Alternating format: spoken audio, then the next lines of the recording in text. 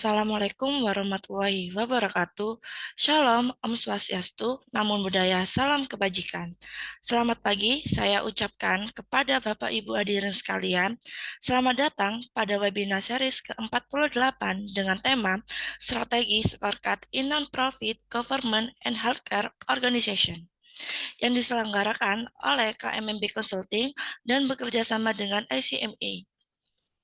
Puji syukur kami panjatkan kepada Tuhan Yang Maha Esa karena berkat anugerahnya kita dapat berkumpul kembali pada pagi hari ini dengan keadaan sehat walafiat. Perkenalkan, nama saya Nada Safira selaku moderator yang akan memandu jalannya webinar pada pagi hari ini.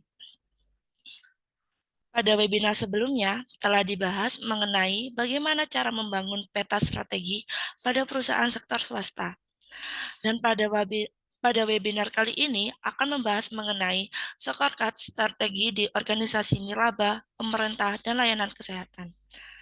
Baik, sebelum memulai webinar series kali ini, izinkan saya menyapa pemateri kita pada webinar pagi hari ini. Untuk pemateri pertama, yaitu ada Bapak Deva. Selamat pagi Bapak Deva. Halo, selamat pagi, Manada. Ya, apa kabar Pak? Alhamdulillah baik. Gimana Mbak Nada juga Baik kabarnya? juga, Alhamdulillah Pak. Selanjutnya, untuk pemateri kedua, yaitu Bu Risma. Selamat pagi, Bu Risma. Selamat pagi, Mbak Nada. Apa kabar, Bu Risma? Alhamdulillah baik. Alhamdulillah ya. Terima kasih atas responnya, Bapak dan Ibu Risma. Tanpa berlama-lama lagi, langsung saja kita ke pemateri yang pertama, yaitu Bapak Deva yang akan memaparkan materi mengenai modifikasi arsitektur balance scorecard dan organisasi pemerintah logika strategis di sektor publik. Kepada Bapak Deva, waktu dan layar kami persilakan. Baik, terima kasih Mbak Nada sebagai pengantarnya, begitu ya. Dan kembali saya ucapkan selamat pagi kepada Bapak, Ibu, dan rekan-rekan sekalian yang telah menyempatkan hadir dalam sesi webinar series hari ini. Sebelumnya kita telah membahas juga dan telah dimention juga sama Mbak Nada terkait bagaimana penerapan balance scorecard pada sektor swasta atau sektor non publik atau yang kita ketahui sebagai private sector gitu ya di seri sebelumnya dengan mengimplementasikan pada sebuah peta strategi atau yang biasa kita kenal strategi MAPS gitu. Bapak Ibu semuanya, jika kita berbicara mengenai balance scorecard pada private sector, kita tahu bahwa terdapat 4 perspektif balance scorecard, yaitu yang pertama itu ada perspektif finansial, gitu ya, atau kita singkat F. Kemudian ada perspektif customer, atau yang kita singkat C. Kemudian juga ada perspektif internal proses, atau yang kita bisa singkat sebagai IP, dan juga perspektif learning and growth atau yang kita bisa singkat sebagai LG. Nah, dari 4 perspektif ini, Bapak Ibu, seringkali kita memahami bahwa perspektif finansial pada private sector atau sektor swasta gitu ya, membahas mengenai sasaran strategi yang diantaranya seperti peningkatan pendapatan, kemudian juga pertumbuhan profitabilitas ataupun juga efisiensi biaya operasional. Dan kemudian jika dari sisi perspektif customer, Bapak Ibu, biasanya dari private sector atau sektor swasta itu berbicara mengenai sasaran strategi yang menunjukkan adanya kepuasan, kemudian loyalitas, dan juga retensi dengan pelanggan. Kemudian dari segi efisiensi proses bisnis yang dipandang melalui perspektif internal bisnis proses atau internal proses pada sektor swasta, seringkali juga fokus terhadap perbaikan standar operasional prosedur atau hal-hal yang sifatnya itu mendukung operasional perusahaan agar berjalan dengan maksimal gitu ya untuk mencapai visi misi dari perusahaan itu sendiri. Kemudian yang terakhir dari segi perspektif learning and growth di sektor swasta itu juga seringkali merumuskan sasaran strategi yang dia berfokus ke digitalisasi ataupun teknologi yang akan diadaptasi oleh perusahaan itu sendiri, dan secara bersamaan juga membangun kapabilitas dan kapasitas dari karyawan itu sendiri. Oke, Bapak Ibu, setelah kita memahami begitu ya terkait balance scorecard yang diimplementasikan pada private sector atau sektor swasta, seperti yang saya jelaskan sebelumnya, kemudian bagaimana jika implementasi balance scorecard ini diterapkan pada sektor yang tidak atau kurang memprioritaskan profitabilitas seperti sektor-sektor non-profit, kemudian sektor-sektor pemerintahan, dan juga layanan kesehatan. Nah, di sini Bapak Ibu semuanya, topik ini tentu menjadi hal yang menarik gitu ya untuk dibahas lebih lanjut. Bagaimana penerapan balance scorecard ini pada lembaga non-profit, kemudian juga lembaga pemerintahan, ataupun juga lembaga di layanan kesehatan. Pertama-tama, Bapak Ibu, tentu saat ini adopsi balance scorecard pada sektor lembaga non-profit dan pemerintahan semakin berkembang pesat dari abad 2000 ya. Nah, di sini kita bisa beri contoh gitu ya terkait adopsi balance scorecard ataupun adopsi strategi ataupun peta strategi yang diterapkan di lembaga non-profit atau lembaga pemerintahan gitu ya.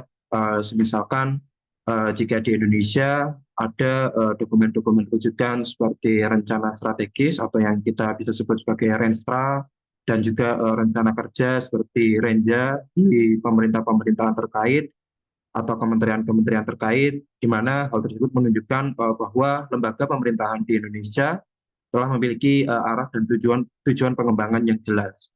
Nah, namun Bapak Ibu semuanya yang perlu diperhatikan, di mana adapun referensi dari yang saya baca terkait buku dari Robert Kaplan dan David Norton menyampaikan bahwa jika sebagian dari lembaga non-profit ataupun lembaga pemerintahan itu tidak lepas dari tantangan ketika mereka mendefinisikan keterkaitan antara visi, misi, hingga program kerja fungsional.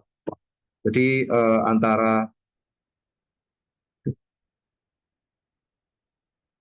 visi, kemudian misi, hingga ke program kerja,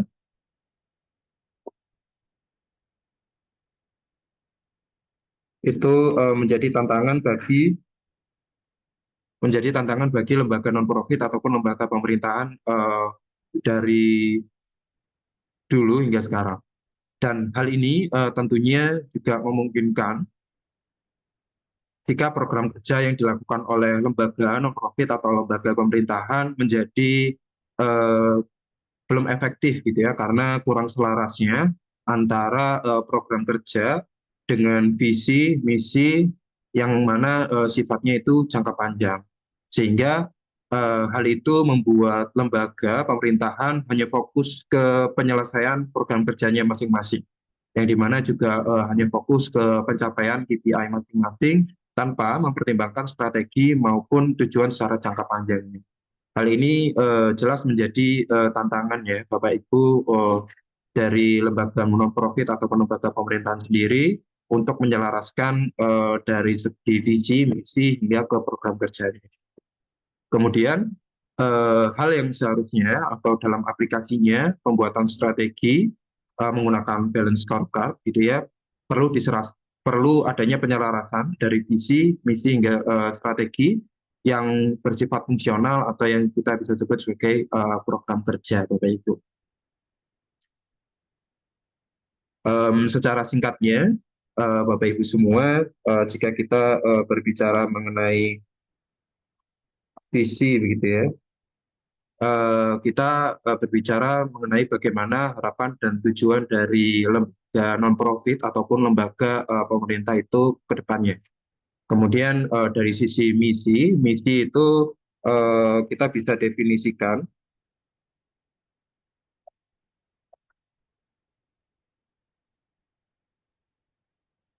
Misi itu kita bisa definisikan sebagai subtujuan dalam mencapai sebuah visi.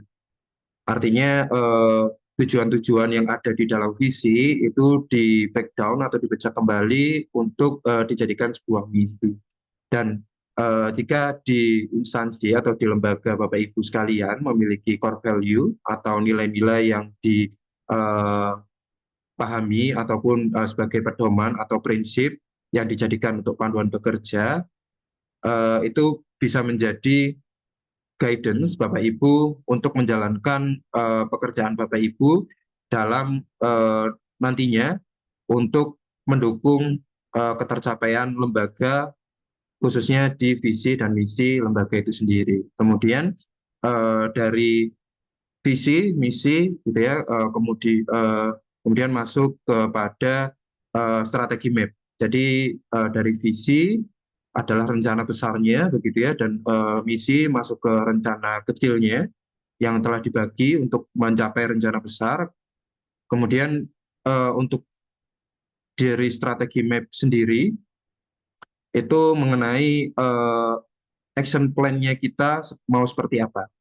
Jadi aksi-aksi yang akan kita lakukan untuk mencapai tujuan atau visi misi dari lembaga itu sendiri. Dan dari strategi map gitu ya, atau dari aksi besarnya tadi kita bisa inisiasi atau implementasi fokus apa yang akan kita lakukan dalam mewujudkan eh, strategi map tersebut atau aksi besarnya atau grand strateginya. Dalam hal ini kita sebut juga sebagai implementasi balance scorecard.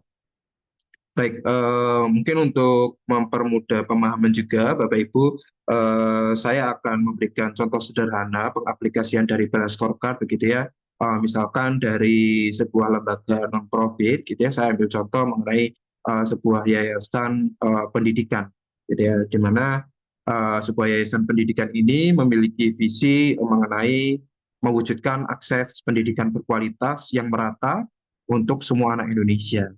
Kemudian dari visi tersebut kita bisa tangkap gitu ya, tujuan besarnya adalah akses pendidikan berkualitas yang merata. Di mana dari akses pendidikan kualitas yang merata tadi, berkualitas yang merata tadi, kita bisa lakukan breakdown untuk dijadikan misi. Misalkan untuk misinya sendiri, untuk mewujudkan tujuan besarnya, yaitu akses pendidikan berkualitas yang merata, kita bisa memberikan pernyataan mengenai memberikan beasiswa pendidikan untuk anak-anak yang kurang mampu, misalkan. Di mana dari pemberian beasiswa tadi kita bisa mencapai tujuan besarnya, yaitu pendidikan yang merata. Selain itu juga mungkin kita bisa memberikan pernyataan begitu ya mengenai peningkatan infrastruktur pendidikan di daerah 3T, ya, dan itu menjadi sub-sub tujuan ataupun misi yang akan kita bawa untuk mencapai adanya tujuan besarnya atau visi.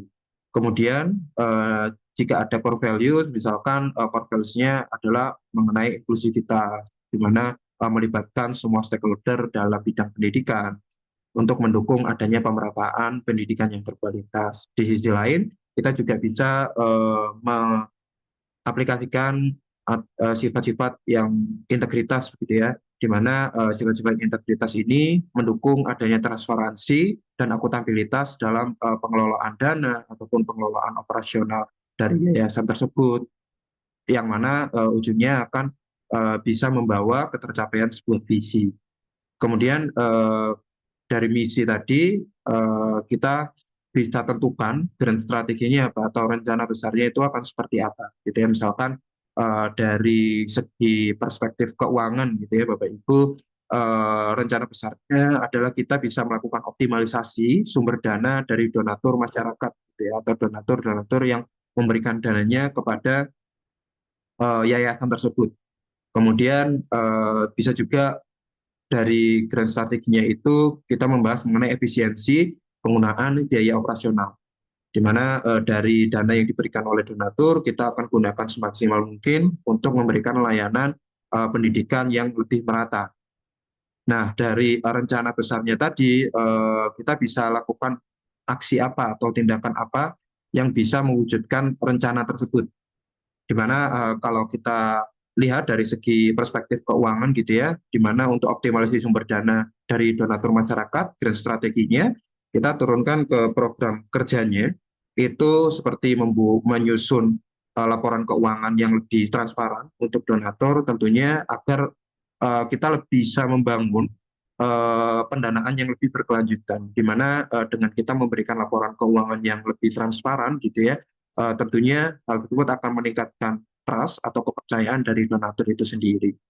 Kalau di sisi lain, jika strateginya berbicara mengenai efisiensi penggunaan biaya operasional gitu ya, Bapak Ibu, em, kita bisa membuat SOP terkait mungkin distribusi dari dana tersebut itu akan diarahkannya ke bidang apa, ataukah fokus ke pembangunan infrastruktur pendidikannya atau fokus ke pembangunan material kelasnya ataupun lain sebagainya. Jadi hal tersebut menjadikan salah satu contoh bahwa dari visi, misi hingga program kerja itu memang harus selaras Bapak Ibu dalam melakukan implementasi balance scorecard di sektor non-profit ataupun di sektor pemerintahan gitu ya. Dan Bapak Ibu semuanya, lembaga pemerintahan maupun lembaga non-profit yang telah menerapkan balance scorecard gitu ya dalam pembuatan strategi, ada kalanya dari mereka gitu ya, dari lembaga-lembaga tersebut hanya berfokus pada efisiensi biaya seperti yang saya jelaskan sebelumnya begitu ya. Namun yang seharusnya lembaga itu juga perlu memperhatikan terkait fokus pengembangan layanan dan juga serta meningkatkan hubungan yang lebih dekat dengan pelanggan ataupun masyarakat. Jadi perspektif pelanggan di sini dari sudut pandang lembaga, sektor ataupun non-profit itu bisa menjadi mengenai masyarakat ataupun stakeholder yang terlibat oleh lembaga itu sendiri. Dan hal ini penting karena keberhasilan dari lembaga non-profit ataupun pemerintahan tidak hanya diukur dari efisiensi biaya, Bapak Ibu, tetapi juga dari sejauh mana lembaga tersebut dapat memberikan dampak-dampak positif bagi masyarakat yang dilayaninya. Dan hal ini menjadi penting juga yang perlu diperhatikan di mana dengan mengembangkan pengembangan layanan yang lebih relevan gitu ya dan inovatif bagi masyarakat, lembaga dapat memastikan kebutuhan masyarakat itu bisa terpenuhi secara optimal. Jadi selain itu juga membangun hubungan yang lebih dekat dengan masyarakat memungkinkan juga lembaga untuk lebih memahami aspirasi, kemudian tantangan ataupun kebutuhan-kebutuhan dari masyarakat itu sendiri, sehingga program kerja yang nantinya akan disusun oleh lembaga itu bisa lebih tepat sasaran, Bapak Ibu.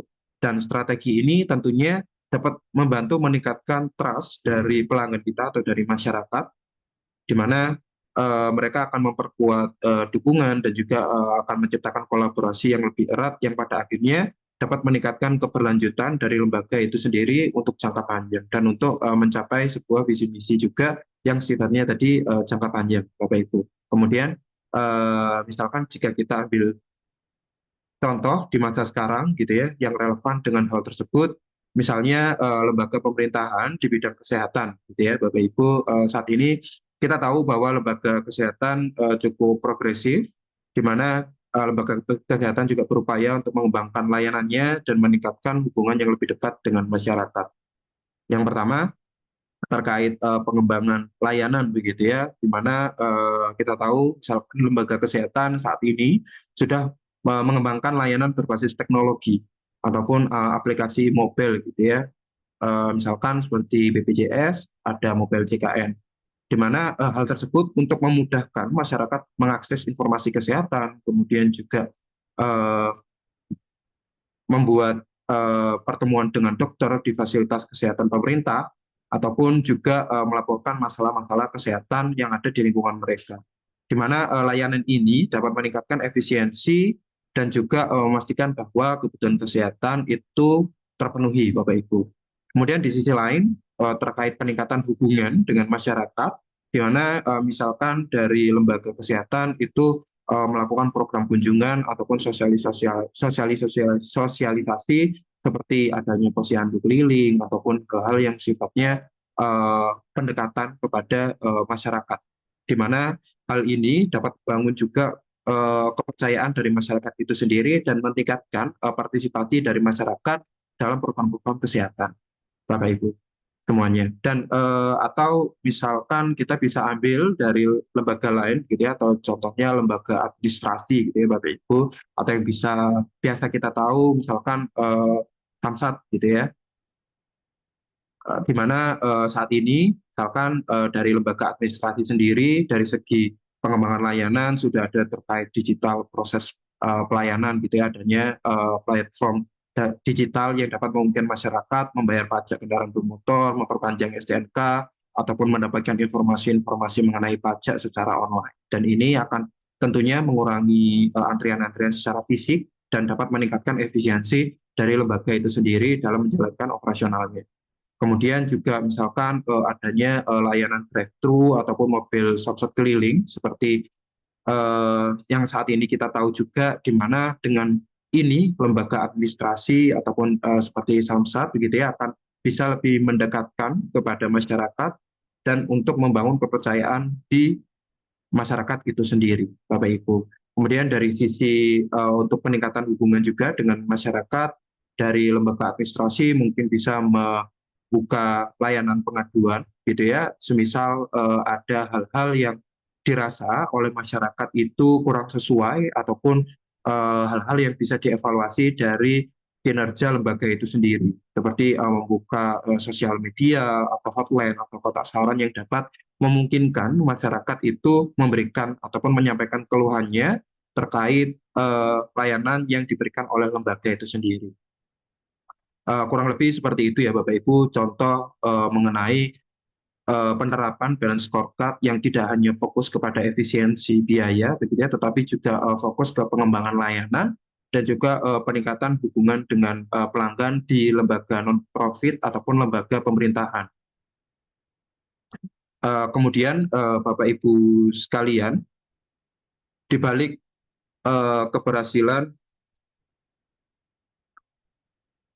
keberhasilan untuk mencapai fokus efisiensi biaya ataupun pengembangan layanan dan hubungan masyarakat tersebut, ada peran sumber daya manusia yang tidak kalah penting untuk diperhatikan, Bapak Ibu. Artinya lembaga juga perlu memiliki sumber daya manusia yang terampil dan kompeten, baik di bidang interpersonal ataupun soft skill, kita bilangnya, ataupun dari sisi teknis atau hard skill.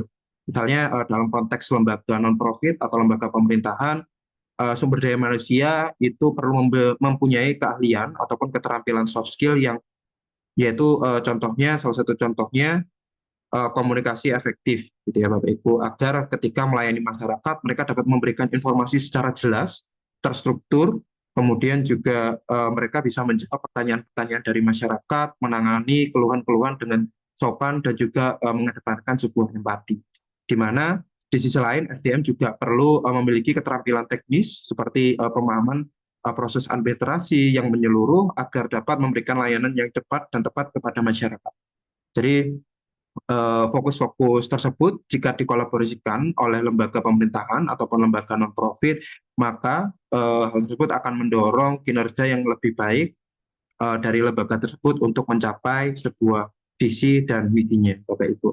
Nah, Bapak Ibu sekalian, kemudian bagaimana dari hal-hal tadi yang saya sebutkan mengenai efisiensi biaya, pengembangan layanan, gitu ya, kemudian juga membangun hubungan dengan masyarakat serta memiliki SDM yang berkompeten. Tadi kita sinergikan dalam perspektif balance scorecard untuk membangun peta strategi yang saling berkaitan. Seperti pada gambar sebelah kiri ini ya Bapak Ibu semuanya. Gambar ini menunjukkan struktur penyusunan 4 perspektif balance scorecard pada lembaga non-profit gitu ya. Di mana sebagian besar lembaga non-profit biasanya menempatkan perspektif finansial itu di top level atau di top hierarki gitu ya Bapak Ibu. Di sini biasanya di daerah sini. Kemudian kita perlu ingat kembali ya Bapak Ibu seperti penjelasan saya sebelumnya, di mana jika keberhasilan finansial gitu ya atau perspektif finansial bukanlah tujuan utama bagi kebanyakan lembaga non-profit ataupun lembaga pemerintahan, di mana struktur tersebut dapat diubah dengan menempatkan perspektif customer begitu ya ke top hierarki sini yang akan memberikan level yang sejajar dengan perspektif finansial gitu ya. di mana hal ini berbeda Bapak Ibu dengan perspektif finansial yang ada di private sector, yang di mana ukuran finansial atau ukuran keberhasilan keuangan perusahaan itu menunjukkan adanya akuntabilitas dari perusahaan kepada pemilik ataupun pemegang saham. Jadi memang terkait perspektif customer itu sendiri dan perspektif keuangan di bidang lembaga pemerintahan ataupun non-profit berbeda dengan lembaga di private sector ataupun di sektor swasta. Bapak Ibu sekalian, pada private sector juga jika kita berbicara mengenai perspektif customer gitu ya, di mana jika di sebuah perusahaan kita melihat perspektif customer ini dipandang sebagai satu kesatuan, yang artinya ketika kita sebagai customer di sebuah perusahaan, ketika kita membeli suatu barang ataupun kita membeli suatu layanan, maka dari kita sendiri itu menerima barang atau layanan tersebut, seperti itu. Nah, itu yang dibilang satu kesatuan, Bapak Ibu, di private sector. Kemudian dalam lembaga non-profit itu berbeda, Bapak Ibu, mengenai perspektif customer, di mana perspektif customer ini dipandang dari dua sisi, Bapak Ibu. Yang pertama adalah orang yang menerima layanan dari lembaga atau mungkin kita bisa sebut sebagai masyarakat gitu ya. Dan di sisi kedua adalah orang yang memberikan bantuan seperti bantuan finansial atau yang kita bisa sebut sebagai donatur kepada lembaga untuk menjalankan layanannya. Jadi memang ada dua sisi ya, begitu ya Bapak Ibu, mengenai perspektif customer di lembaga non-profit. Ada dari pemberi layanan atau donatur, pemberian bantuan layanan atau donatur, atau penerima layanan seperti masyarakat. Lalu hal ini itu menjadi kunci stakeholder yang perlu diperhatikan Bapak Ibu semuanya, khususnya dari segi perspektif customer, bagi Bapak Ibu semuanya yang ingin menjalankan implementasi balance scorecard di lembaga non-profit ataupun lembaga pemerintahan. Namun Bapak Ibu semua, perspektif finansial dan customer ini juga perlu dilakukan peninjauan ulang di lembaga pemerintahan Bapak Ibu sekalian. Jadi memang kalau kita berbicara mengenai lembaga non-profit gitu ya, tadi mengenai perspektif customer itu bisa sejajar dengan perspektif finansial ataupun bahkan perspektif customer itu bisa lebih tinggi hierarkinya dari perspektif finansial itu sendiri. Hal ini perlu diperhatikan jika kita ingin implementasikan hal tersebut ke lembaga pemerintahan, Bapak Ibu. Jadi sebagai contoh misalkan lembaga pemerintahan yang bergerak di pengawas dan penegak hukum keselamatan gitu ya. Misalkan ketika lembaga seperti ini menjalankan tugasnya, kemudian mereka bisa menemukan adanya pelanggaran dan memberikan denda ataupun menangkap pelanggar hukum. Apakah mereka dapat mengukur kepuasan dan loyalitas dari seorang customer itu sendiri atau pelanggannya? Jelas tidak ya Bapak Ibu, karena dari customer dari mereka ini sebenarnya siapa? Nah, tentu customer dari lembaga ini, lembaga pengawasan ini adalah warga ataupun masyarakat-masyarakat yang mendapatkan manfaat dari penegakan hukum yang lebih efektif, namun tidak sewenang-wenang juga, Bapak Ibu. Jadi memang dari sisi lembaga pemerintahan itu terkait perspektif customer juga mengedepankan aspek-aspek juga dari masyarakat itu sendiri. Kemudian di gambar sebelah kanan di sini, Bapak Ibu, berikut adalah struktur juga penyusunan 4 perspektif balance scorecard pada lembaga pemerintahan yang telah disesuaikan, di mana di sini ada top 3 level atau top 3 level sasaran strategi, yang diantaranya yang pertama terkait biaya yang dikeluarkan oleh lembaga itu sendiri untuk sebuah layanan ataupun untuk menjalankan operasionalnya, termasuk adanya biaya sosial. Nah, ini maksudnya bagaimana? Jadi sasaran strategi ini menekankan pentingnya efisiensi operasional, Bapak Ibu.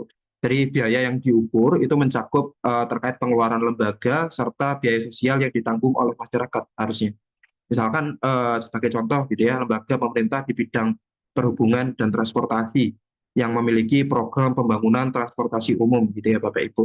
Lembaga akan mengalokasikan biaya anggaran untuk pembangunan terminal, kemudian juga fasilitas pendukungnya seperti ruang tunggu ataupun toilet ataupun tiket gitu ya, atau loket tiket maksudnya, dan manajemen operasional terminal. Di mana kemudian hal ini biaya sosialnya itu adalah terkait kemacetan selama masa pembangunan yang dialami oleh masyarakat, termasuk juga gangguan terhadap usaha-usaha lokal di sekitar lokasi proyek yang harus tutup gitu ya karena adanya pembangunan. Nah, ini yang dikatakan sebagai biaya sosial Bapak Ibu, dan biaya-biaya inilah yang Bapak Ibu perlu perhatikan, di mana biaya ini merupakan bagian dari pengeluaran yang tentunya harus diupayakan diminimalkan ataupun diefisiensikan agar kita bisa mendeliver manfaat-manfaat yang itu nilainya terasa terhadap masyarakat.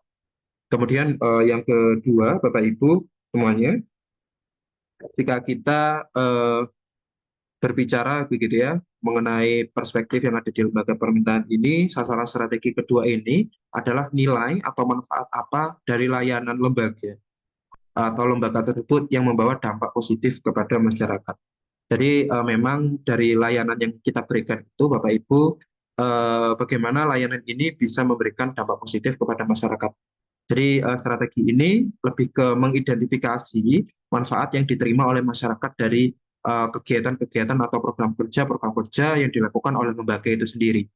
Misalkan kadangkala juga strategi ini seringkali sulit diukur ya Bapak Ibu, terutama dari segi finansial. Misalkan kalau kita menggunakan contoh sebelumnya dari Lembaga Perhubungan dan Transportasi yang membangun transportasi umum, tentu pengurangan polusi misalkan dan pengurangan kemacetan menjadi nilai atau manfaat yang akan diberikan kepada masyarakat tadi ya.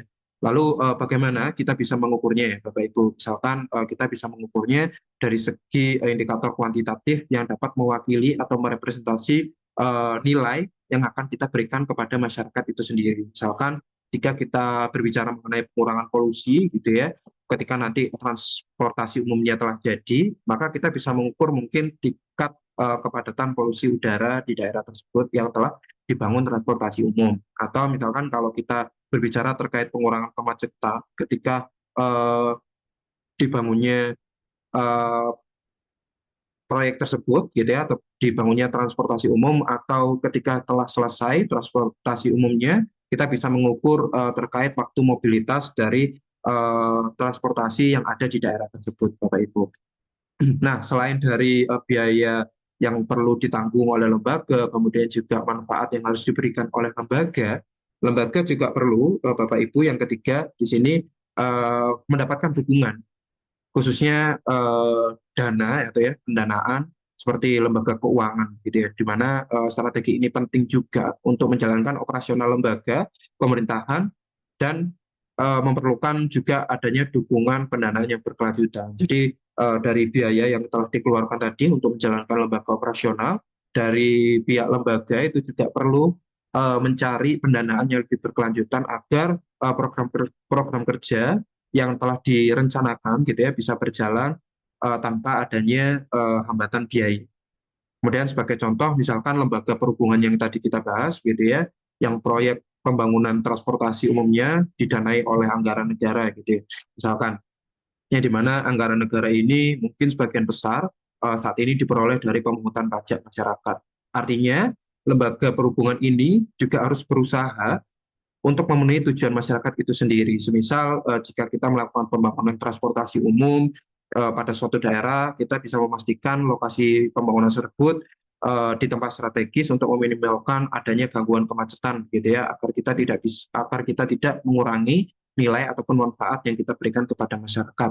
Ataupun kita juga bisa melakukan sosialisasi kepada masyarakat sekitar mengenai jadwal pembangunannya kapan, kemudian juga terkait manfaat pembangunan yang kita akan lakukan itu, ataupun bahkan jika diperlukan adanya kompensasi kepada masyarakat. Sehingga hal inilah yang perlu diperhatikan Bapak Ibu semuanya, di mana hal ini akan mewujudkan adanya kepercayaan dari masyarakat itu sendiri dan dapat meningkatkan partisipasi dari masyarakat untuk atau antusias untuk mengikuti program kerja dari lembaga pemerintahan itu sendiri.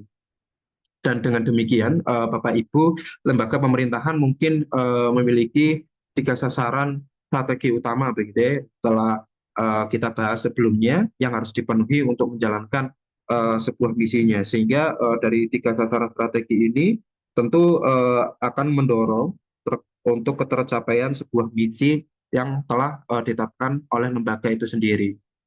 Kemudian, Bapak Ibu, mungkin dari ketiga perspektif ini ya, atau tiga tataran strategi ini, eh, kita bisa kemudian melakukan identifikasi terkait strategi dari segi internal proses ataupun juga learning and growth, Bapak Ibu, semuanya.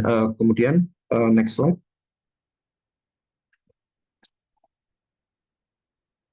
Oke, Bapak Ibu semuanya, jadi di sini ada mengenai pembahasan ataupun studi kasus gitu ya, di salah satu public sector ataupun lembaga pemerintahan yang ada di Amerika Serikat. Jadi di sini itu dibahas mengenai tata kelola kota X gitu ya di Amerika Serikat, dan mereka telah menerapkan adanya implementasi balance scorecard gitu ya di dalam pembuatan sasaran-sasaran strategi ataupun strategi map untuk menjalankan kota X tersebut. Di mana di sini pemerintah kota X telah memiliki pernyataan visi dan misi yang ingin eh, di mana mereka ingin memberikan pelayanan kualitas tinggi kepada masyarakatnya untuk mencapai hidup yang bebas pilihan gitu ya.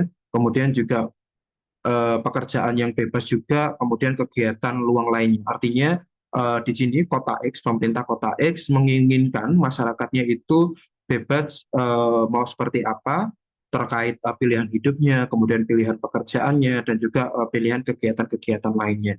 Namun sayangnya Bapak Ibu, pemerintah kota X ini masih belum yakin bagaimana cara mengimplementasikan visi dan misi tersebut. Sehingga kemudian pejabat pemerintahan ini melakukan diskusi internal gitu ya terkait isu ataupun permasalahan-permasalahan yang akan mereka hadapi dari kota X atau yang sedang dialami oleh kota X itu sendiri, di mana dari 15 isu yang dibahas begitu ya Bapak Ibu, ada 5 concern atau 5 isu utama yang diprioritaskan oleh pemerintah kota X. Yang pertama yaitu terkait keamanan masyarakat gitu ya atau community safety, kemudian juga mengenai city within a city atau pembangunan kota utama dalam kota gitu ya. Terus kemudian juga dari segi transportasi, kemudian dari segi restrukturisasi pemerintahan, dan juga dari segi economic development atau pengembangan ekonomi.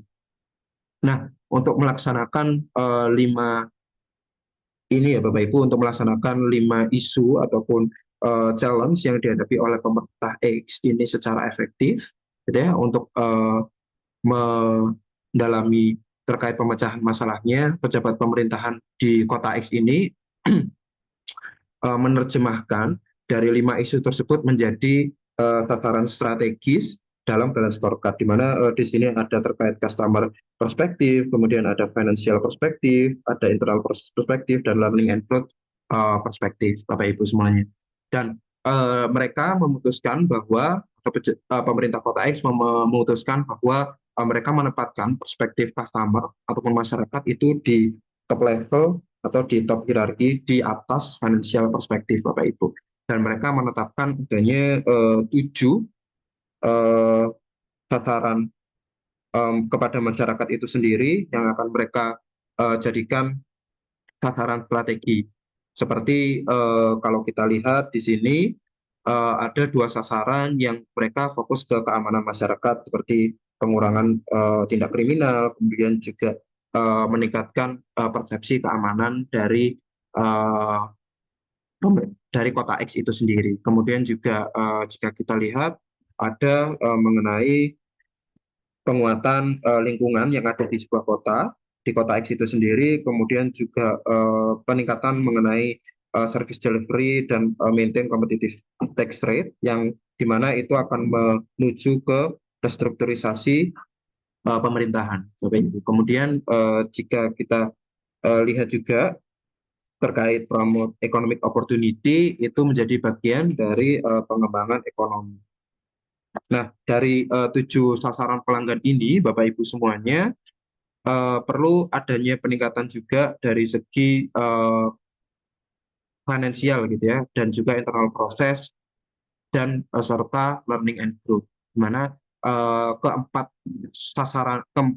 perspektif ini itu menunjukkan adanya keselarasan dengan isu strategis ataupun permasalahan yang sedang dibahas oleh pemerintah Kota X. Oleh karena itu, implementasi balance scorecard pada Kota X ini bisa dikatakan atau sudah di arah yang tepat, Bapak Ibu. Dan sasaran strategis pada perspektif customer tentunya akan menjadi tujuan bersama pemerintah Kota X dalam mewujudkan visi ataupun mewujudkan visi misi tadi ya Bapak Ibu, di mana mereka ingin memberikan pelayanan kualitas tinggi nih kepada masyarakatnya.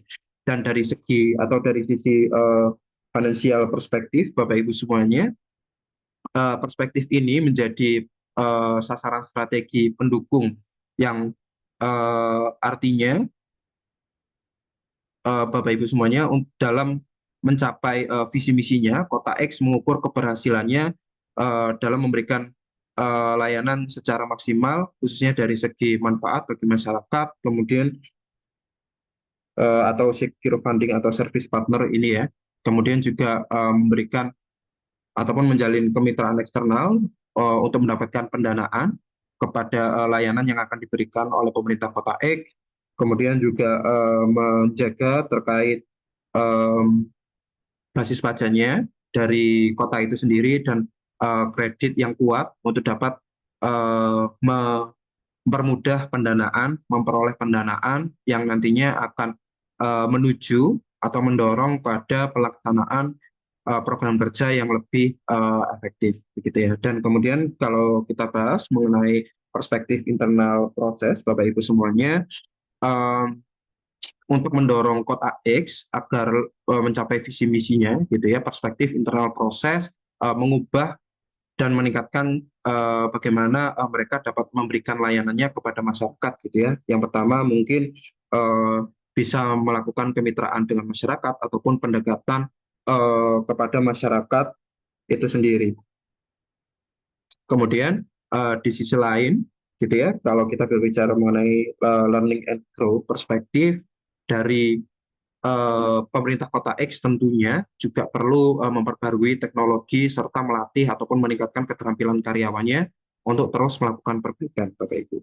Seperti yang ada di bawah berikut ini. Nah, Bapak Ibu, misalkan kita coba dalami satu isu strategis gitu ya yang dibahas dari pemerintah Kota X ini, misalkan kita ambil saja pembangunan kota dalam kota gitu ya, atau pembangunan kota utama.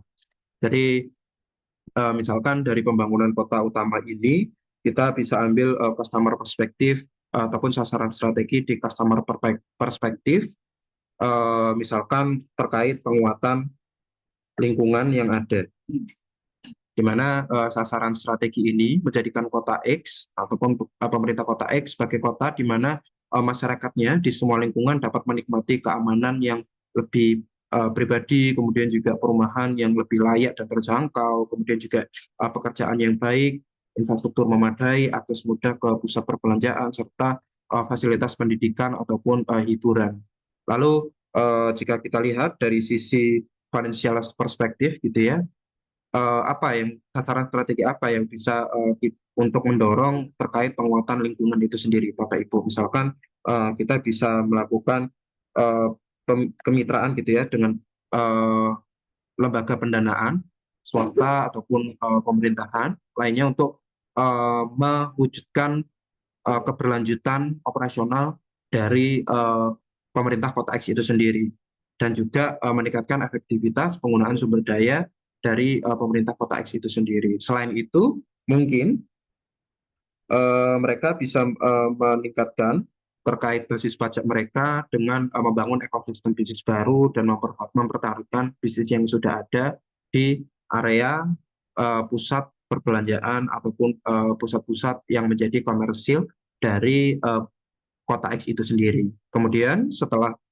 sasaran finansialnya jelas, kemudian juga sasaran customer-nya juga sudah jelas gitu ya Bapak Ibu, di sini perspektif internal proses berperan terkait bagaimana upaya pemerintah itu untuk mencapai visi misinya melalui menjalankan program kerja yang sifatnya operasional, di mana hal ini yang relevan seperti mereka melakukan pendekatan gitu ya kepada masyarakat, di mana mereka sendiri mungkin bisa melibatkan masyarakat untuk membantu adanya sirkulasi ekonomi gitu ya, seperti setelah mereka membangun ekonomi yang ada di pusat perbelanjaan gitu ya atau pusat komersil, mereka akan mengajak masyarakat untuk membantu mendorong sirkulasi ekonomi yang ada di sana. Kemudian di sisi lain gitu ya, mungkin pemerintah Kota X juga bisa melakukan peningkatan infrastruktur kapasitas gitu ya, seperti tadi membangun adanya pusat perbelanjaan ya ataupun infrastruktur lainnya yang dapat mendorong mengenai peningkatan basis pajak ataupun mendorong sirkulasi ekonomi. Terus kemudian jika kita lihat dari perspektif learning and growth gitu ya, artinya dari pemerintah Kota X perlu memastikan bahwa eh, karyawannya gitu ya itu mempunyai manajemen informasi yang bagus. Artinya ketika mereka melayani masyarakat begitu ya, mereka mempunyai informasi yang jelas dan terstruktur dan bisa diterima oleh masyarakat semuanya. Kemudian juga dari lembaga itu dari pemerintah Kota X sendiri perlu meningkatkan eh, budaya-budaya yang positif untuk bisa memberikan dampak positif kepada masyarakat juga. Dan juga mereka perlu meningkatkan kapabilitas sumber dayanya agar dapat menjalankan operasional secara efektif Bapak Ibu semuanya. Nah, dari contoh tersebut, di mana pemerintah Kota X itu dapat mengimplementasikan balance scorecard melalui pembuatan peta strategi ataupun yang kita sebut sebagai strategi map dengan baik Bapak Ibu. Mungkin itu saja penjelasan mengenai penyusunan struktur strategi map ataupun perspektif balance scorecard dari lembaga non-profit ataupun lembaga pemerintahan. Saya akan kembalikan ke moderator. Terima Baik, terima kasih banyak kepada Bapak Deva atas pemaparan materi yang sangat menarik mengenai modifikasi arsitektur balance scorecard dan organisasi pemerintah logika strategis di sektor publik. Selanjutnya, izinkan saya memberikan highlight dari materi yang telah diberikan Bapak Deva. Balance scorecard yang awalnya dibuat untuk bisnis dapat dimodifikasi agar digunakan di organisasi pemerintah. Tidak hanya berfokus keuntungan, tetapi bagaimana melayani masyarakat dengan lebih baik dan mencapai tujuan bersama.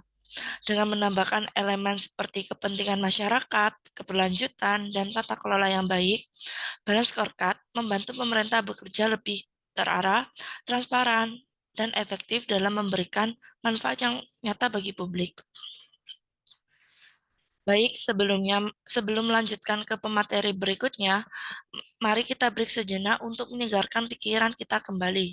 Di sini, Bapak dan Ibu, kami persilakan apabila ingin menambah makanan atau minuman untuk menemani sesi webinar selanjutnya, dan selagi Bapak dan Ibu mempersiapkan diri untuk sesi webinar selanjutnya, terdapat beberapa poin yang ingin saya sampaikan. Yang pertama, saya mengingatkan kepada Bapak dan Ibu yang belum mengisi link absensi kehadiran, silakan mengisi link absensi kehadiran yang telah dikirim oleh tim KMMB melalui kolom chat Zoom. Dikarenakan sertifikat akan dibagikan setelah Bapak Ibu mengisi link absensi tersebut dan terdapat link untuk bergabung pada WhatsApp grup KMMB Webinar Series, yang tentunya sertifikat akan dibagikan melalui WhatsApp grup tersebut. Selanjutnya, kepada Bapak dan Ibu yang memiliki pertanyaan maupun pendapat yang ingin didiskusikan terkait materi kali ini, silakan tulis di kolom chat Zoom. Dikarenakan pada akhir sesi webinar nanti akan diadakan sesi tanya jawab yang akan diambil pertanyaan teratas.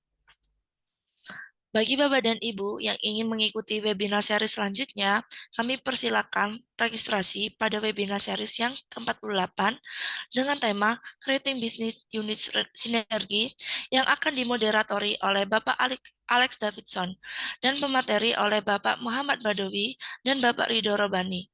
Tentunya, materi yang akan dibahas pada webinar series selanjutnya akan berkorelasi dengan webinar series kali ini. Webinar series ke-48 akan diselenggarakan pada hari Jumat tanggal 6 Desember 2024 pada pukul 9 pagi. Dipersilakan kepada operator untuk dapat menampilkan poster webinar series ke-48. Berikut ini merupakan poster webinar series ke-48.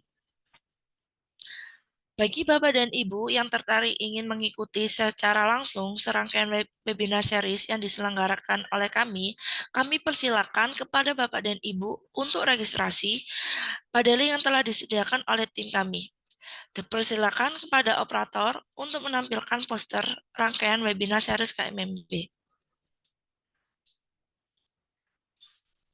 Berikut merupakan rangkaian kegiatan webinar series KMMB yang dilaksanakan setiap hari Jumatnya.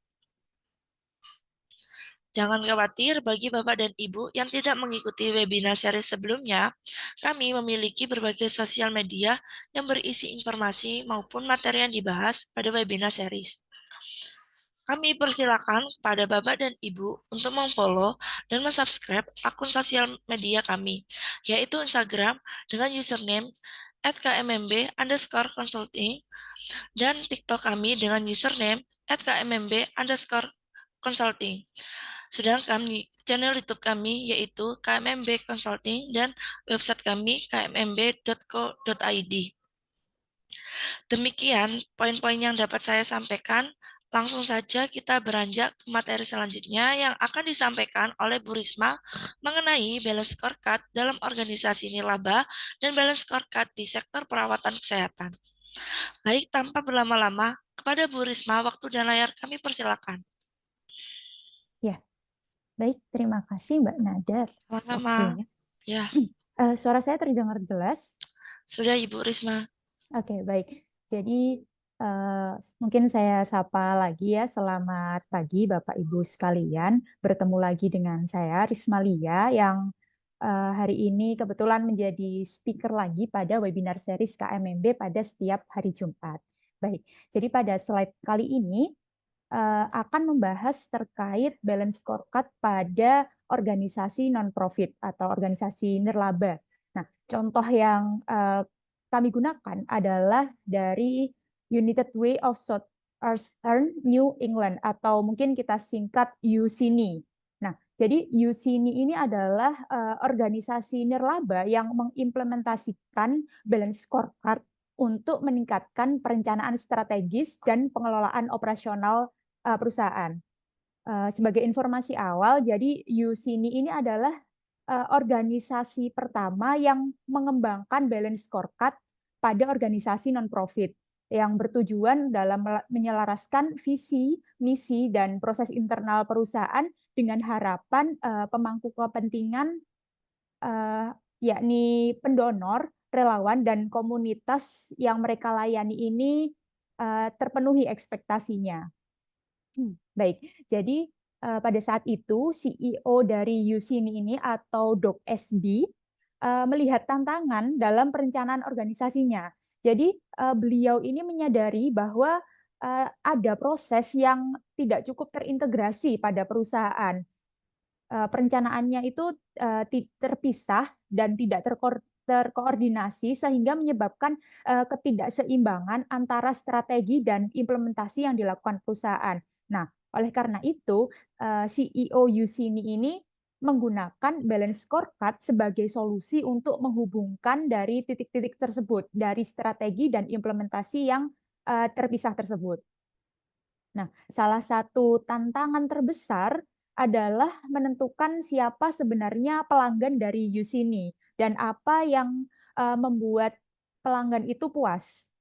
Nah, UCNI ini memiliki banyak konstituen yang beragam, banyak pemangku kepentingan yang beragam. Jadi ada pendonor, ada relawan, karyawan, mitra, bahkan individu yang menerima layanan dari mereka. Oleh karena itu, SB selaku dari CEO Yusini ini menghadapi dilema strategis, siapa yang harus menjadi fokus utama dalam perencanaan strategis tersebut.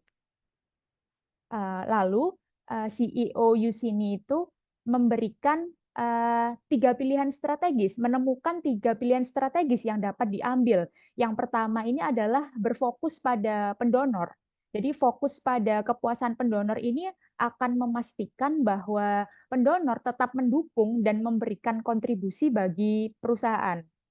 Sedangkan fokus yang kedua adalah berfokus pada lembaga, yakni perusahaan memperkuat hubungan dengan lembaga yang menerima dana untuk memastikan bahwa layanan yang diberikan ini sesuai dengan kebutuhan komunitas. Dan yang ketiga adalah berfokus pada komunitas atau mengutamakan dampak sosial langsung terhadap masyarakat yang mereka layani. Dari 3 pilihan ini, setiap pilihan ini memiliki potensi untuk memberikan hasil yang positif. Namun, pemilihan strategi yang tepat untuk Yusini ini menjadi sangat krusial. Akhirnya, Yusini memutuskan untuk fokus pada pendonor, pada pilihan pertama. Yakni fokus pada pendonor sebagai pelanggan utama dalam balance scorecard. Dengan keyakinan bahwa jika pendonor puas, pendonor akan terus mendukung organisasi yang pada akhirnya juga akan mendukung lembaga dan komunitas. Nah, yang ditampilkan pada layar Bapak Ibu sekalian merupakan balance scorecard yang digunakan pada Yusini. Nah, terbagi ada 4 perspektif seperti yang sudah dijelaskan di awal bahwa balance scorecard ini memiliki 4 perspektif. Nah, di dalam perspektif tersebut terdapat strategi objektif, di mana strategi objektif ini diharapkan dapat mencapai outcomes, yakni pada kolom yang tengah, dalam organisasi tersebut. Jadi perspektif memiliki strategi objektif untuk mencapai outcomes. Nah, kalau kita baca, balance scorecard Yusini ini memiliki keterhubungan, yakni pertama perspektif keuangannya adalah meningkatkan pendanaan dan memastikan penggunaan dana yang efisien dan transparan. Untuk perspektif pelanggan, yakni mengukur kepuasan dan loyalitas pendonor, serta memastikan bahwa pendonor ini merasa dihargai, sehingga didorong untuk berkontribusi lebih banyak pada organisasi. Yang ketiga ada perspektif internal proses, yakni dengan outcomes mengidentifikasi dan mengoptimalkan proses internal untuk mendukung penggalangan dana yang lebih efektif dan pengelolaan layanan yang lebih baik. Dan yang terakhir ada perspektif learning and growth dengan outcomes meningkatkan kapasitas karyawan dan relawan untuk memberikan layanan yang lebih baik serta memastikan budaya organisasi yang terus mendukung inovasi dan pembelajaran berkelanjutan dalam organisasi. Melalui balance scorecard tersebut, Yusini ini dapat menyelaraskan tujuan dan kinerja di setiap tingkat organisasi. Melalui fokus pada pendonor, organisasi dapat memastikan bahwa setiap langkah yang diambil akan mengarah pada peningkatan kepuasan pendonor, yang pada gilirannya akan meningkatkan kontribusi pendonor terhadap lembaga-lembaga yang membutuhkan. Selain itu, setiap proses bisnis internal yang lebih efisien memungkinkan penggalangan dana yang lebih efektif dan penyapaian layanan yang lebih baik. Setelah mengimplementasikan balance scorecard tersebut, Yusini ini menciptakan sebuah sistem yang lebih terintegrasi dan terkoordinasi. Para pendonor merasa lebih dihargai dan lebih terlibat, yang menghasilkan peningkatan kontribusi tahunan yang signifikan. Selain itu, lembaga mitra merasa lebih didukung dengan alokasi dana yang lebih sesuai dengan kebutuhan mereka. Organisasi Yusini ini juga berhasil membangun proses internal yang lebih efisien dan mengarah pada penghematan biaya dan pengelolaan sumber daya yang lebih baik. Ya, baik. Jadi kalau kita bisa ambil kesimpulan pada balance scorecard yang diterapkan oleh Yusini ini, balance scorecard itu tidak hanya membantu organisasi untuk lebih terfokus pada tujuan utama mereka, tetapi juga membantu menciptakan hubungan yang lebih erat antara organisasi dengan pemangku kepentingan, antara Yusini dengan pendonor, dengan lembaga mitra dan komunitas. Nah, melalui memperjelas fokus pada pendonor dan menggunakan balance scorecard untuk mengukur dan meningkatkan kepuasan pendonor, Yusini ini menunjukkan bagaimana sebuah organisasi non-profit, sebuah organisasi nirlaba dapat mengelola perencanaan strategis dan operasional perusahaan menjadi lebih efektif. Baik, mungkin bisa lanjut di slide berikutnya. Oke, jadi pada slide berikutnya merupakan penerapan balance scorecard pada sektor kesehatan.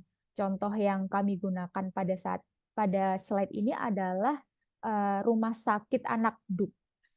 Nah, jadi rumah sakit anak DUK ini menghadapi tantangan yang cukup kompleks di bidang pelayanan kesehatan. Lalu harapannya melalui implementasi balance scorecard, rumah sakit anak DUK ini mampu mengatasi masalah internal yang signifikan tersebut, juga meningkatkan komunikasi dan koordinasi di internal mereka, serta mencapai tujuan strategis yang penting untuk masa depan rumah sakit. Baik, jadi tantangan yang dihadapi pada rumah sakit anak DUK ini secara garis besar terdapat 5 tantangan. Jadi yang pertama itu ada ketidakjelasan layanan utama. Jadi rumah sakit ini bingung terkait layanan mana yang paling penting untuk diberikan kepada pasien. Yang kedua adanya kurangnya tujuan bersama. Jadi tidak ada kesepakatan antara administrasi, antara staf, dan antara dokter mengenai tujuan dan prioritas rumah sakit. Yang ketiga ada komunikasi buruk dengan dokter spesialis anak yang melakukan rujuk. Jadi koordinasi antara rumah sakit dengan dokter spesialis anak yang melakukan rujukan itu masih sangat buruk. Yang keempat ada ancaman persaingan pasar. Jadi rumah sakit anak DUK ini menghadapi persaingan yang semakin ketat dari rumah sakit lainnya yang mengancam posisi mereka di pasar rumah sakit anak. Nah, yang kelima atau yang terakhir yakni kesulitan dalam menyeimbangkan kualitas layanan dan tujuan keuangan. Rumah sakit ini mengalami kesulitan dalam menyeimbangkan antara kepuasan pasien atau kepuasan staf atau pendidikan dan penelitian yang harus dilakukan mereka sambil harus memenuhi tujuan keuangan perusahaan. Nah, lalu apa yang dilakukan rumah sakit DUK ini untuk mengatasi tantangan-tantangan tersebut? Hal yang pertama dilakukan adalah melakukan pengembangan misi. Jadi dari masalah tersebut ditemukan bahwa ada 3 fokus dalam pengembangan misi. Yakni yang pertama adalah pemeriksaan terkait tujuan kelembagaan. Jadi mereka itu harus memastikan bahwa tujuan pendirian rumah sakit, tujuan adanya rumah sakit ini sejalan dengan visi besar dari DUK Medical Center, dari induk dari rumah sakit anak tersebut. Nah, lalu yang kedua ada benchmarking terhadap data nasional. Jadi rumah sakit perlu membandingkan kinerja dengan standar nasional untuk memastikan bahwa rumah sakit anak DUK ini pantas dan bisa kompetitif di pasar. Lalu yang ketiga adalah menentukan pusat keunggulan, menentukan keunggulan utama dari rumah sakit. Jadi rumah sakit anak ini perlu mengidentifikasi keunggulannya berdasarkan kekuatan yang dimiliki oleh perusahaan, berdasarkan sumber daya yang dimiliki perusahaan, dan juga kebutuhan yang diproyeksikan di masa depan. Dari 3 poin pengembangan misi tersebut, diambil misi rumah sakit anak DUK menjadi untuk memberikan pasien, keluarga, dan dokter layanan primer perawatan terbaik paling penuh kasih sayang dan unggul dalam komunikasi. Penarikan misi tersebut memiliki hipotesis bahwa dengan meningkatkan komunikasi dan layanan yang lebih baik, rujukan dan pendapatan rumah sakit akan mengalami peningkatan. Selain itu, perusahaan juga bisa mengurangi biaya dan lama tinggalnya pasien untuk memperbaiki kelayakan finansial dari rumah sakit anak. Oke, jadi dari balance scorecard yang tampil pada layar Bapak Ibu sekalian, tim eksekutif, tim manajemen dari Rumah Sakit Anak Bruk menyusun balance scorecard untuk mendukung strategi yang baru. Jadi dalam proses ini, tim eksekutif ini mengubah perspektif pembelajaran dan pertumbuhan menjadi penelitian, pendidikan, dan pengajaran. Karena fokus ini menjadi sangat penting bagi rumah sakit selaras dengan tantangan-tantangan yang dialami oleh rumah sakit anak Bruk. Tujuan dari perspektif ini untuk melibatkan staf dalam proses perubahan dan memajukan bidang fokus pada rumah sakit anak Bruk. Setelah balance scorecard ini dibuat dan diterima, balance scorecard ini dikomunikasikan kepada seluruh pemangku kepentingan. Namun, balance scorecard ini tidak berjalan mulus begitu ya, masih ada tantangan-tantangan berikutnya.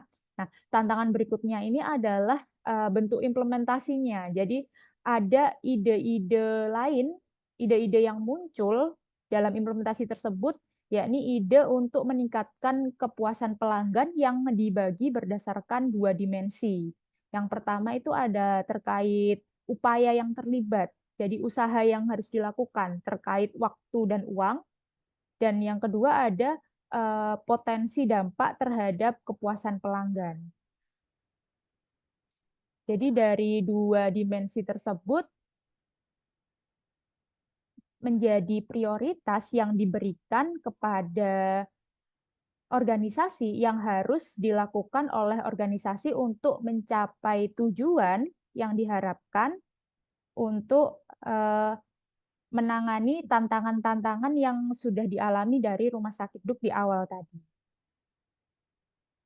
Lalu proses yang dilakukan untuk mencapai tujuan strategis ini adalah ada 4 poin, yakni yang pertama itu diskusi harian tentang pasien yang akan dipulangkan, jadi terkait waktu dan biaya yang dikeluarkan oleh pasien.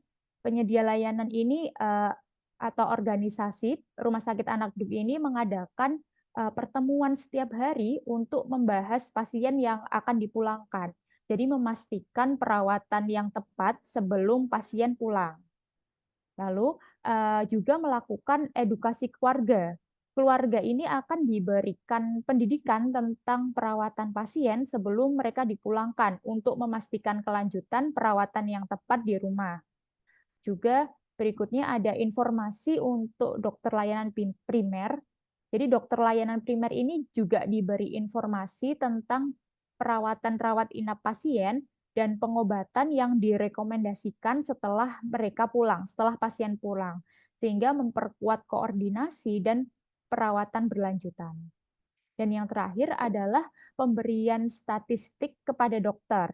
Dokter akan menerima laporan statistik terkait biaya, terkait kasus bulanan, serta terkait skor kepuasan pasien dan skor kepuasan dokter yang melakukan rujukan yang memungkinkan Rumah Sakit Anak Bruk ini bisa membandingkan, bisa melakukan benchmarking antara mereka sendiri dengan rumah sakit yang lain sehingga dapat meningkatkan pelayanan yang lebih baik untuk tetap berada di posisi untuk tetap kompetitif pada posisi pasar.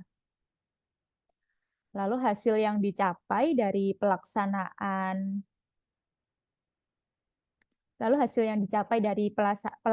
proses baru yang diterapkan tersebut akan ada peningkatan kepuasan pasien. Jadi melalui komunikasi yang lebih baik dan perawatan yang lebih terkoordinasi tadi, tingkat kepuasan pasien akan mengalami peningkatan secara signifikan. Juga terdapat peningkatan rujukan pasien. Dengan kualitas layanan yang lebih baik, jumlah rujukan pasien dari dokter spesialis anak juga akan mengalami peningkatan yang signifikan. Dan yang ketiga juga ada efisiensi biaya dan lama tinggal yang lebih singkat. Jadi rumah sakit berhasil mengurangi biaya dengan mengurangi jumlah lama tinggalnya pasien. Hal ini berdampak positif pada kelayakan finansial mereka. Kesimpulan yang bisa diambil pada balance scorecard pada rumah sakit anak DUK ini adalah rumah sakit anak DUK itu berhasil melalui tantangan yang mereka hadapi dengan mengimplementasikan strategi berbasis balance scorecard, yakni mereka fokus pada komunikasi yang lebih baik, fokus pada peningkatan kualitas layanan, dan fokus pada efisiensi biaya. Rumah sakit anak DUK ini tidak hanya berhasil terhadap peningkatan kepuasan pasien dan rujukan, tapi juga memperbaiki kelayakan finansial dan daya saing mereka di pasar sesuai dengan tantangan-tantangan yang harus mereka jawab di awal tadi. Ya, mungkin sekian dari saya, Mbak Nada. Saya kembalikan ke Mbak Nada selaku moderator. Terima kasih kepada Ibu Risma atas pemaparan materi yang sangat jelas dan bermanfaat. Semoga apa yang telah disampaikan oleh Ibu Risma dapat Bapak Ibu implementasikan dengan baik. Selanjutnya, saya akan menyampaikan sedikit highlight dan materi yang telah disampaikan oleh Bu Risma. Balance scorecard pada organisasi non-profit berfungsi sebagai alat strategis untuk mengukur kinerja dengan fokus pada misi, visi, dan dampak sosial. Pendekatan ini membantu organisasi mengintegrasikan perspektif keuangan, pelanggan, proses internal, serta pembelajaran dan pertumbuhan untuk mencapai tujuan jangka panjang. Sementara itu, dalam sektor kesehatan, balance scorecard digunakan untuk meningkatkan kualitas pelayanan, efisiensi operasional, dan kepuasan pasien. Dengan menyesuaikan indikator sesuai kebutuhan organisasi, balance scorecard memungkinkan pemangku kepentingan memantau kinerja secara holistik dan mendorong peningkatan berkelanjutan. Baik, sebelum kita memasuki sesi tanya jawab, bagi Bapak dan Ibu yang belum mengisi link absensi, dapat mengisi link absensi kehadiran yang telah dikirim pada kolom chat Zoom.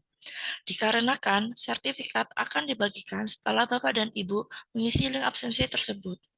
Dan terdapat link untuk bergabung pada WhatsApp grup KMMB Webinar Series, yang tentunya sertifikat akan dibagikan melalui WhatsApp grup tersebut. Saya ingatkan kembali kepada Bapak dan Ibu yang memiliki pertanyaan untuk menuliskan pada kolom chat Zoom, atau apabila Bapak dan Ibu ingin berinteraksi secara langsung dengan pembicara kami, Bapak dan Ibu bisa menyampaikan secara langsung pertanyaan yang ingin ditanyakan. Bagi Bapak dan Ibu yang ingin menyampaikan pertanyaan secara langsung, dipersilakan untuk unmute dan mengaktifkan kameranya.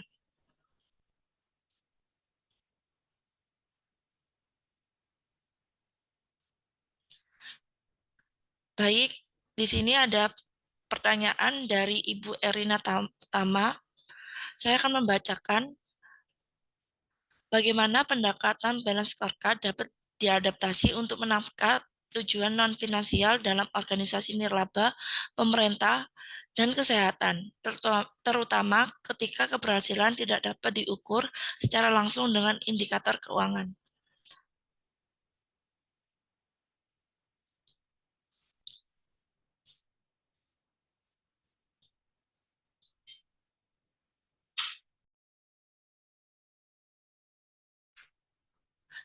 Disilakan untuk pemateri bisa menjawab pertanyaan dari pertanyaan. Oke, baik. Terima kasih Mbak Nada atas pertanyaannya. Terima kasih juga Bu Erin sudah menyampaikan pertanyaannya. Jadi saya coba rangkum gitu ya dari pertanyaannya, bagaimana penerapan dari scorecard ini dapat diimplementasikan atau diaplikasi untuk menangkap tujuan non finansial gitu ya. Artinya dari segi perspektif customer, kemudian dari perspektif internal proses, dan juga dari perspektif learning and growth di dalam lembaga pemerintahan ataupun lembaga profit, terutama ketika keberhasilan tidak diukur secara langsung dengan indikator keuangan. Boleh ditampilkan lagi slide-nya di slide pertama. Jadi saya akan jawab juga dari segi struktur penyusunan 4 perspektif dalam scorecard ini di lembaga non-profit gitu ya misalkan. Nah, jika kita lihat Bapak Ibu di sebelah kiri ini gitu ya, eh, em, terkait bagaimana penyusunan ataupun struktur daripada implementasi balance scorecard di lembaga non-profit gitu ya. Nah, bagaimana ketika sebuah lembaga ini dia memiliki tujuan yang sifatnya itu non finansial gitu ya. Dan ini sudah dijelaskan juga dari struktur ini, yang mana jika kita lihat bahwa setelah adanya misi atau visi yang dinyatakan oleh lembaga atau yang dibuat oleh lembaga itu sendiri, kita tahu bahwa tadi yang saya sampaikan, keberhasilan finansial itu bukanlah salah satu indikator yang bisa diukur oleh lembaga non-profit. Artinya di sini mereka juga perlu memperhatikan terkait perspektif customer, di mana saya menyampaikan sebelumnya bahwa perspektif customer ini dari lembaga pemerintahan gitu ya atau lembaga non-profit itu bisa jadi dari sisi masyarakat gitu ya, atau yang di sebelah sini gitu ya dari sisi masyarakat. Kemudian juga kita bisa lihat dari sisi orang yang memberikan bantuan layanan atau bantuan pendanaan gitu ya atau donatur di sebelah sini. Artinya dua stakeholder ini menjadi stakeholder kunci yang perlu diperhatikan oleh lembaga non-profit atau lembaga pemerintahan untuk dapat membantu eh, mendapatkan pendanaan secara jangka panjang gitu ya, dan juga memaksimalkan tujuannya atau visi misinya yang mereka mengedepankan adanya perspektif customer gitu ya. Misalkan saya kasih contoh begitu ya dari sebuah yayasan pendidikan gitu ya, yang saya sempat mention di awal. Misalkan kalau kita berbicara mengenai yayasan pendidikan yang memiliki visi terkait akses pemerataan pendidikan yang berkualitas gitu ya. Kemudian dari sisi misinya, di mana akan diturunkan menjadi sub tujuan atau submisi ketika bagaimana sih cara untuk atau tujuan akses pendidikan berkualitas yang merata ini, bagaimana cara kita untuk mencapai hal tersebut seperti memberikan beasiswa pendidikan untuk anak-anak kurang mampu ataupun meningkatkan infrastruktur pendidikan di daerah 3T gitu ya. Kemudian dari sisi pelanggannya gitu ya atau dari sisi bagaimana kita bisa meningkatkan kepercayaan masyarakat ataupun penerima manfaat ataupun siswa-siswa yang ada di lembaga ataupun yayasan pendidikan tadi. Kemudian di sisi lain juga mungkin dari lembaga ataupun yayasan pendidikan itu bisa meningkatkan efisiensi distribusi bantuan pendidikan gitu ya, yang dimana seperti mereka akan membuat standar operasional prosedur mengenai distribusi pendanaan yang telah dikasih oleh donatur gitu ya, akan mereka gunakan seperti apa dan lain sebagainya, yang dimana hal tersebut bisa di wrap up dalam sebuah laporan yang nantinya akan diberikan kepada stakeholder, yang nantinya juga akan menuju ke ketercapaian visinya atau ke ketercapaian misinya. Kurang lebih seperti itu, Bu Erina, apakah ada tanggapan ataupun pendapat? Silakan disampaikan. Gitu ya. Saya kembalikan ke moderator. Baik, terima kasih atas Bapak Deva untuk jawaban yang sangat luar biasa. Apakah dari Ibu Risma ingin menambahkan? Ya, mungkin izin menambahkan sedikit ya. Jadi dalam balance scorecard ini adalah satu kesatuan. Jadi meskipun dibagi dalam 4 perspektif, mereka ini adalah satu kesatuan. yang tidak terpisah gitu. Jadi kalaupun tujuan finansial, kalaupun perspektif finansial itu tidak menjadi tujuan utama, masih terdapat perspektif lain gitu yang menjadi fokus. Nah, di mana melalui balance scorecard akan membantu menghubungkan tujuan non finansial tersebut untuk mencapai strategi secara keseluruhan sehingga memenuhi dampak yang lebih besar meskipun tanpa indikator keuangan secara langsung. Mungkin seperti itu, Mbak Nida. Baik, terima kasih Ibu Risma atas jawaban yang sangat luar biasa itu. Mengingat adanya keterbatasan waktu, sayangnya sesi tanya jawab harus kami cukupkan. Dan karena waktu menunjukkan pukul 10.30, kita akan cukupkan webinar kali ini. Namun, akan sangat disayangkan apabila kita tidak mengabadikan momen hari ini. Dimohon kepada Bapak dan Ibu untuk on-cam demi kelancaran sesi foto bersama kali ini.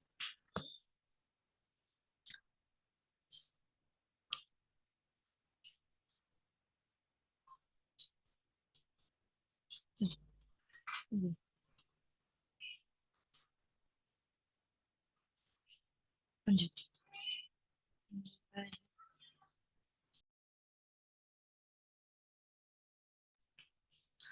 Baik, untuk dokumen slide yang pertama, saya akan pandu dalam hitungan 1, 2, 3. Untuk selanjutnya, dokumen slide kedua dalam hitungan 1, 2, 3.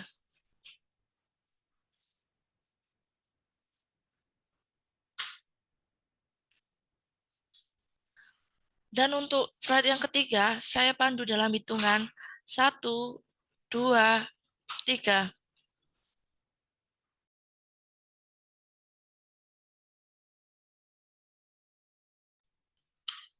Apabila Bapak dan Ibu masih memiliki pertanyaan yang ingin disampaikan, Bapak dan Ibu bisa menyampaikan pertanyaan tersebut pada webinar seri selanjutnya. Agar tidak ketinggalan, Bapak dan Ibu bisa segera mendaftarkan diri atau registrasi pada link yang telah dikirim oleh tim kami. Atau Bapak dan Ibu dapat mengunjungi laman sosial media kami.